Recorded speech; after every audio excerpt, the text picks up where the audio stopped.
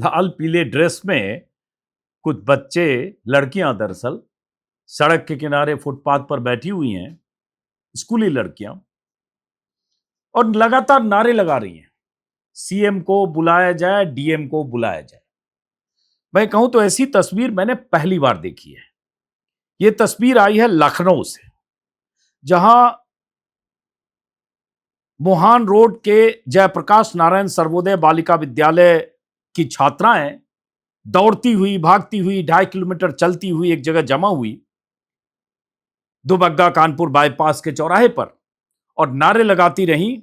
पहले उन्होंने नारे लगाए डीएम को बुलाया जाए, डीएम को बुलाया जाए। बाद में उन्होंने नारे लगाए सीएम को बुलाया जाए, सीएम को बुलाया जाए। जरा कुछ और तस्वीर देखिए, फिर बताता हूं। वो अपनी मांगों को लेकर यहाँ पर आई, हम कुछ बात भी करेंगे। क्या मांगों को लेकर आप लोग आए? सीएम को बुलाया जाए, सीएम को बुलाया जाए, सीएम को बुलाया जाए, सीएम को बुलाया जाए, सीएम को बुलाया जाए। ये छात्राएं सर्वोदय बालिका विद्यालय की छात्राएं, जिसे समाज कल्याण विभाग यूपी सरकार का चलाता है। ये छात्राएं आज प्रदर्शन कर रही थी, विरोध कर रही थी, और इन्हें आज की तारीख में जैसे लोग बोलते हैं जेन अल्फा छात्राएं। और इनकी मांग यह है कि इनके स्कूल में फिजिक्स, केमिस्ट्री और बायोलॉजी के टीचर नहीं है।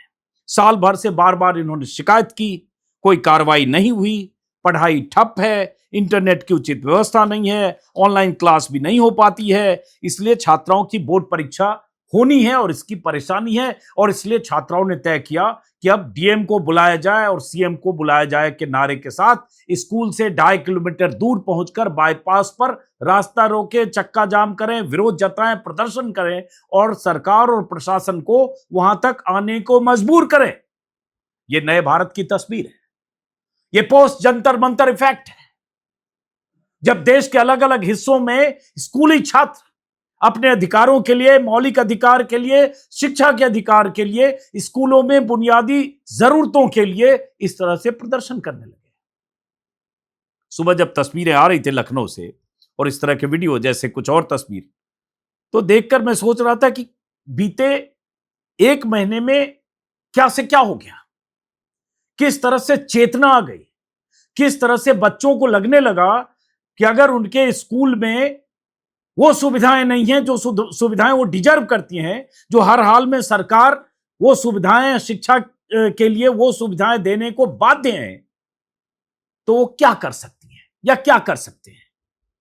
तो पता ये चला कि इन्होंने, छात्राओं ने लखनऊ हरदोई हाईवे पर रॉन्ग साइड में किनारे से दौड़ती हुई वहां पहुंची। पुलिस भी उनके पीछे दौड़ रही थी, बारिश भी हो रही थी। बारिश में दौड़ते दौड़ते वहां तक पहुंची। सुबह करीब 7 बजे पूरी तरह से दुबग्गा कानपुर बाईपास को ब्लॉक कर दिया। सड़क पर नारेबाजी करने लगी। घेरा बनाकर ये छात्राएं, लड़कियां बैठ गई, चूंकि गर्ल्स स्कूल है। सड़क के दोनों तरफ जाम लग गया। हरदोई लखनऊ हाईवे ब्लॉक हो गया। शाहजहांपुर होते हुए दिल्ली एनसीआर की तरफ ये सड़क जाती है। अंत में आखिरकार 11:30 बजे समाज कल्याण विभाग के प्रमुख सचिव, एडीएम और स्कूल के टीचर छात्राओं से बात करने के लिए पहुंचे और बारिश हो रही थी।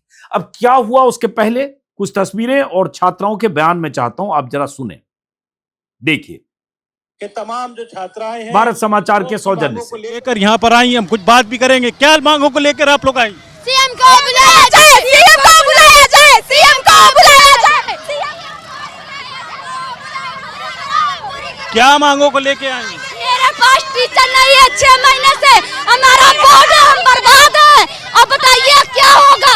मेरे पास टीचर नहीं है, ना बायो ना फिजिक्स का, और हमारी मिनिस्ट्री सुनी नहीं रही है। हमारे प्रिंसिपल ने हमने डिमांड रखी, फिर भी हमारा टीचर नहीं सुना। फिर भी कुछ कहा, प्रिंसिपल मैम से बोला कि मैम हमें टीचर दीजिए, तो मैं हिस्ट्री बायो की, पर किसी ने सुनी नहीं। और हमारे कर्मचारी लोग हमसे इतने गंदे बिहेवियर से बोलते हैं कि मॉडर्न टीचर हैं, ग्रह माता जिनको बोलते हैं, उनका इतना गंदा बिहेवियर। कौन से स्कूल से आप? राजकीय जयप्रकाश नारायण सर्वोदय बालिका विद्यालय मोहान रोड लखनऊ जी। ये भारत समाचार के सौजन्य से दिखा रहा हूं, एक और वीडियो है भारत समाचार के सौजन्य से।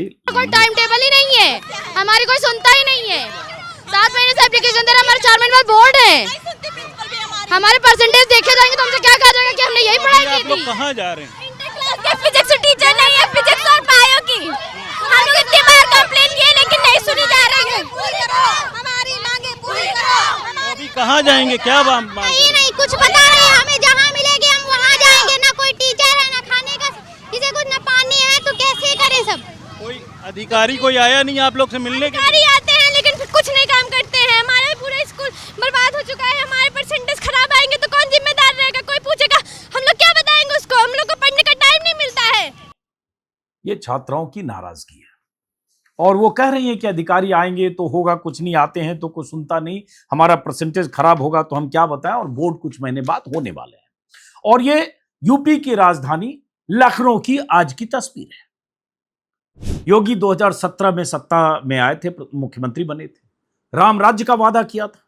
चुनाव के मौसम में और चुनाव के पहले किस तरह से हिंदू मुसलमान की राजनीति करते हैं, 80-20 के नारे बुलंद करने लगते हैं, किस तरह से गर्मी उतारने की बात करते हैं, बुलडोजर की बात करते हैं, हिंदू मुसलमान की बात करते हैं, मंदिर और मस्जिद की बात करते हैं, और शिक्षा के मुद्दे पर यूपी की छात्राएं, राजधानी लखनऊ की छात्राएं आज सड़क पर आने को मजबूर हुई। राजधानी में अगर स्कूल का यह हाल है तो सोचिए यूपी के अलग अलग जिलों में, 75 जिलों में, ग्रामीण इलाकों में स्कूलों का क्या हाल होगा।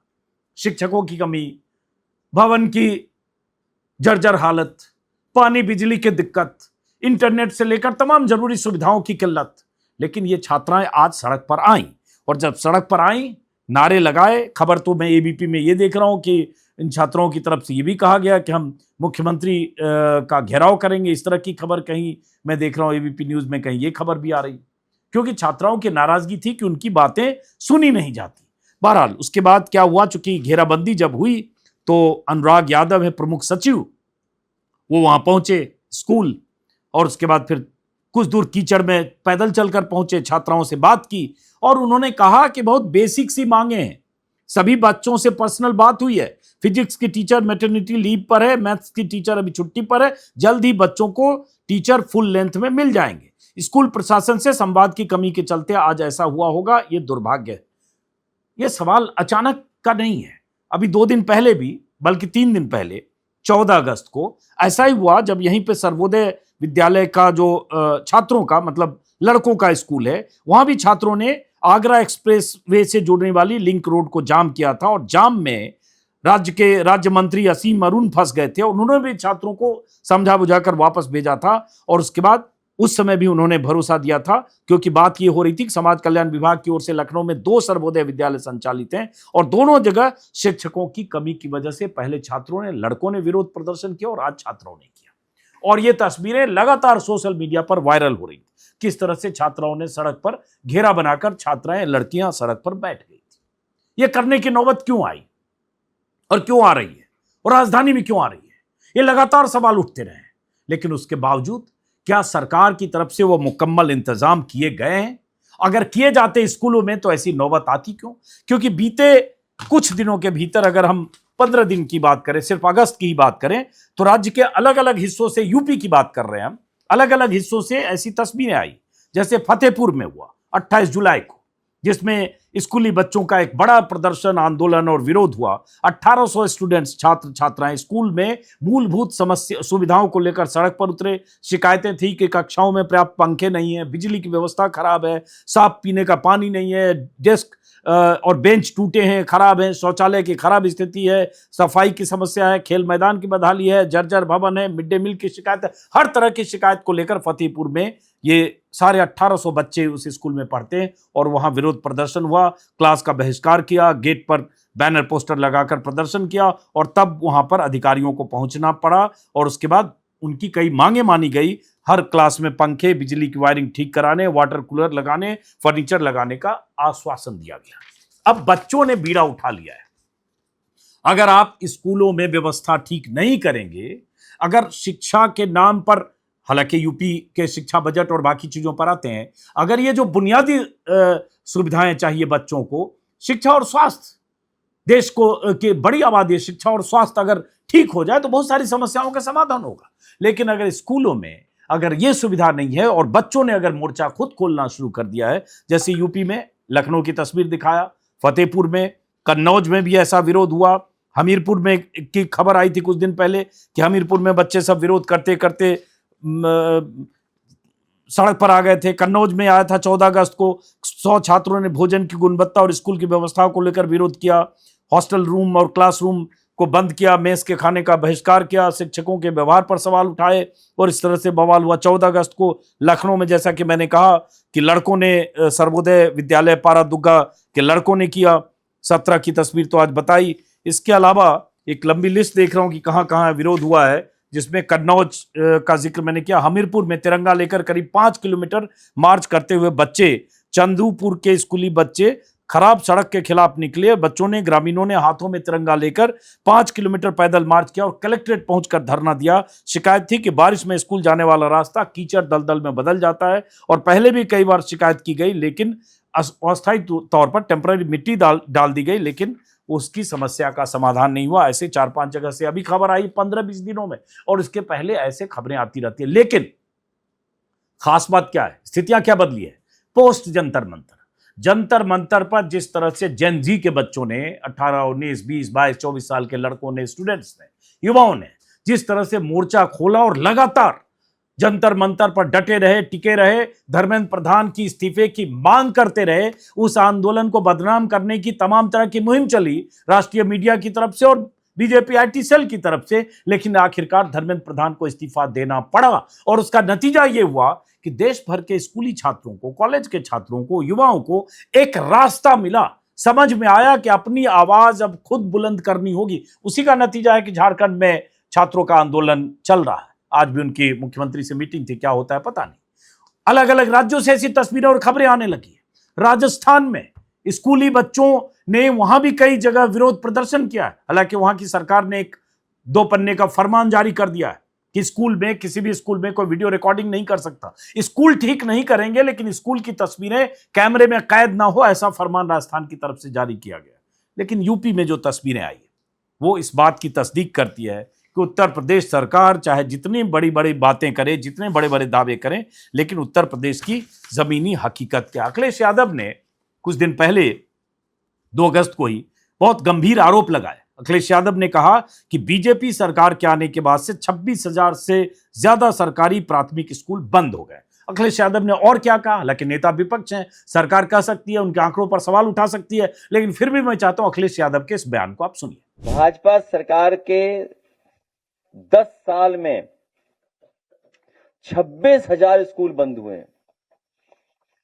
आपके पास कॉपी पहुंच गई होगी, उसमें पहले पेज पर अपील है। और कुल सरकारी स्कूल जो बंद हुए हैं और मर्जर के नाम पर जो बंद हुए हैं वो 26,386 हैं। कुल बच्चों का नामांकन जो घटा है, जो एनरोलमेंट बढ़ा है, वो 28 लाख के लगभग है, जिसमें पीडीए, ओबीसी, एससी, एसटी के जो बच्चे हैं वो 25 लाख हैं। बेटियों का जो नामांकन कटा है वो 16 लाख है। सरकारी प्राइमरी शिक्षकों की संख्या घटी है, वो 62,000 है। केवल स्कूल बंद होने से बच्चों की पढ़ाई नहीं छूट रही है, बेटियों की पढ़ाई नहीं छूट रही, साथ ही साथ ये नौकरी नहीं देना चाहते, सरकारी नौकरियां खत्म कर रहे हैं। तो सरकारी प्राइमरी शिक्षकों की संख्या जो घटी है वो 62,465 घटी है। कक्षा 1 से 8 तक के शिक्षकों की स्वीकृत पद 1,40,00,000 कम हुए हैं, 1,40,000 कम हुए हैं। शिक्षकों के पद खाली जो पड़े हैं वो 81,000 हैं। सबसे ज्यादा प्राइमरी स्कूल किन जिलों में बंद हुए हैं? जो सबसे ज्यादा प्राइमरी स्कूल किसी डिस्ट्रिक्ट में बंद हुए हैं वो है लखीमपुर खीरी, जिसमें 758 प्राइमरी स्कूल बंद हुए और मर्जर हुए, 758। सीतापुर में 650, प्रयागराज में 638 और मुख्यमंत्री जी के अपने क्षेत्र में लगभग 500 प्राइमरी स्कूल।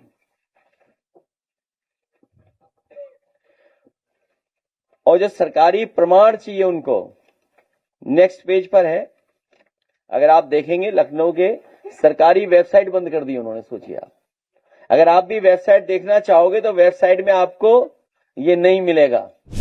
अब ये यूपी में स्कूलों का बंद होना, हालांकि देश भर में लगभग 94,000 स्कूल बीते 10 सालों में कम हुए, मर्ज कर दिए गए, स्कूल को अपग्रेड करके दूसरे स्कूल को उसमें मिलाकर मर्ज कर दिया गया। कुछ स्कूलों में छात्र कम थे या शिक्षक कम थे या जो भी वजहों से उसको बंद किया गया, मतलब कम हुए 94,000 स्कूल 10 सालों में। यूपी के आंकड़े देखें, 5,000 का एक आंकड़ा था, अखिलेश यादव तो कह रहे 26,000 से ज्यादा प्राथमिक स्कूल बंद हुए। अखिलेश यादव ने एक आंकड़ा भी दिया कि लखीमपुर खीरी में 758 स्कूल बंद हो गए, सीतापुर में 650, प्रयागराज में 638, सरकारी स्कूल की बात कर रहा हूं। और इस तरह से अखिलेश यादव ने दावा किया है कि आधिकारिक आंकड़ों के अनुसार मार्च 2017 तक यूपी में 1,13,938 सरकारी प्राथमिक स्कूल थे। बीजेपी जब सत्ता में आई उसके बाद इसमें से 26,000 से ज्यादा बंद हो चुके। ये अखिलेश यादव के बयान है। अब सरकार इसको फैक्ट चेक करके बता सकती है उनके दावों में कितनी सच्चाई। अखिलेश यादव ने यह भी कहा कि सरकारी प्राथमिक स्कूलों में 2017 तक एनरोलमेंट 1,17,00,000 छात्रों का था, जो 2026 में करीब 89 लाख, यानी उसमें काफी कमी हो गई। अगर देखें तो 26 लाख लगभग की कमी हुई, 28 लाख की कमी हो गई। हालांकि वो उसमें एक राजनीति का एंगल है, वो कहते हैं इसमें पीडीए के छात्रों की कमी हुई। ये अखिलेश यादव के बयान है। लेकिन और भी आंकड़े हैं जिसमें 9,508 स्कूल ऐसे हैं यूपी में जो एक शिक्षक के भरोसे हैं। ये नीति आयोग की रिपोर्ट है। सिंगल टीचर स्कूल 9,508 यूपी में। अब सोचिए उन स्कूलों में 6,24,327 बच्चे पढ़ते हैं। नीति आयोग की रिपोर्ट है। एक टीचर एक स्कूल में, ऐसे स्कूल 9,508, इन स्कूलों में 6,24,327 बच्चे पढ़ते हैं। तो आप सोचिए वहां क्या पढ़ाई होती होगी, पढ़ाई का स्तर क्या होगा। इसी में है एक रिपोर्ट में कि वैकेंसी लगभग 12% खाली पद है। शिक्षकों के खाली पद 1,26,028 पद शिक्षकों के खाली हैं, यानी स्वीकृत पद 5,79,622 हैं। कार्यरत शिक्षक 4,53,694 हैं। 1,26,028 शिक्षकों का पद खाली है यूपी में, 22%। राष्ट्रीय स्तर पर यह वैकेंसी अगर ओवरऑल अनुपात देखें तो 16% है। यूपी में यह वैकेंसी राष्ट्रीय स्तर से 6% ज्यादा है। तो इस तरह से यूपी के और बहुत सारे आंकड़े हैं। आधे से ज्यादा स्कूलों में इंटरनेट नहीं है, नीति आयोग की रिपोर्ट है। केवल 45% स्कूलों में इंटरनेट फैसिलिटी है आज के दौर में। नीति आयोग ने यूपी को इंटरनेट फैसिलिटी के मामले में कई राज्यों से नीचे रखा है। शिक्षा के बजट की बात करें तो यूपी में शिक्षा का बजट 2024-25 में 14.6% था, 25-26 में 13.8% था, 26-27 में 12.8%, मतलब शिक्षा के बजट में 1.8% की गिरावट आई है यूपी में सिर्फ 3 साल की बात देखें। आबादी बढ़ती है, शिक्षा में गुणवत्ता चाहिए, गुणात्मक सुधार चाहिए, कई तरह की फैसिलिटी चाहिए, स्मार्ट बोर्ड चाहिए, इंटरनेट चाहिए, शिक्षकों का अपग्रेडेशन चाहिए, लेकिन आपने शिक्षा का बजट 1.8% यूपी में घटा दिया है। 2025-26 में शिक्षा आदि के लिए 1,03,553 करोड़ का बजट था। रिवाइज्ड एस्टीमेट सिर्फ 84,654 करोड़ का है, यानी 18,900 करोड़ नीचे है। ये मैं रिसर्च के हवाले से देख रहा हूं। साइंस लैबोरेटरी हायर सेकेंडरी में आधे हैं। स्मार्ट क्लासरूम सिर्फ 19% है। 5 में से 1 स्कूल नीति आयोग की तुलना में अगर देखें तो मोटे तौर पर फंक्शनल स्मार्ट क्लासरूम वाले स्कूल सिर्फ 19.8% है, यानी 5 में से 1 स्मार्ट क्लासरूम। तो ये यूपी जैसे राज्य में स्मार्ट क्लासरूम के मामले में कई राज्यों से नीचे है। तो ये यूपी के आंकड़े। वीडियो लंबा ना हो इसलिए मैं संक्षिप्त यहीं खत्म करूंगा। चुनाव में अब कुछ महीने बाकी हैं, जनवरी फरवरी में चुनाव होना है। अब आप देखेंगे एक तरफ ये जेन अल्फा या स्कूली बच्चे जिनमें जागरूकता आई, चेतना आई, वो विरोध प्रदर्शन करेंगे, और 1-2 महीने के बाद से जब योगी आदित्यनाथ सड़कों पर निकलेंगे, गाँव में शहरों में रैलियां करेंगे, तब देखेंगे उनके भाषण के केंद्र में क्या होगा। वही कोई तरीका ऐसा कि हिंदू मुसलमान हो, कोई तरीका ऐसा मंदिर मस्जिद हो, कोई तरीका ऐसा कि धार्मिक आधार पर, सांप्रदायिक आधार पर ध्रुवीकरण हो और उनकी राह आसान हो जाए। ये सारे मुद्दे गैर जरूरी मुद्दे हैं, लेकिन इसके लिए सीजेपी को और जंतर मंतर पर प्रदर्शन करने वाले उन तमाम आंदोलनकारियों को सलाम करना होगा कि देश में एक ऐसा माहौल बना पोस्ट जंतर मंतर कि लोगों को लगने लगा कि शिक्षा एक बड़ा मुद्दा है, और ये मुद्दा अगर सियासी पार्टियां नहीं उठाती है, चाहे कोई भी पार्टी हो, तो छात्र, स्टूडेंट, युवा, जेन जी, जेन अल्फा खुद उठाने लगेंगे और सरकारों को मजबूर होकर उनकी बात सुननी पड़ेगी, क्योंकि उन्हें आप दिमागी नक्सल नहीं कर सकते। इन बच्चों को, ये जो 12, 14, 16 साल, 15 साल के बच्चे हैं, इन्हें आप दिमागी नक्सल कहकर खारिज भी नहीं कर सकते। ये स्कूली बच्चे हैं, इन पर लाठीचार्ज स्कूलों के बाहर नहीं कर सकते, इन पर टीयर गैस के गोले नहीं दाग सकते, इन पर पैलेट गन नहीं दाग सकते, क्योंकि वो बात कह रहे हैं जो कोई भी सुनेगा कानों से तो लगेगा बात तो वाजिब है, तो कैसे दबाएंगे, कैसे इनकी बातों से इनकार करेंगे, कैसे इन्हें झुठलाएंगे। एक बड़ी बड़ी चुनौती तमाम राज्यों में सरकारों के लिए बनने वाली है। फिलहाल तमाम ऐसे छात्रों को, युवाओं को, जेन जी को, जेन अल्फा को सैल्यूट है। ऐसे ही अपनी आवाज बुलंद करते रहिए, ये बहुत जरूरी है। नमस्कार।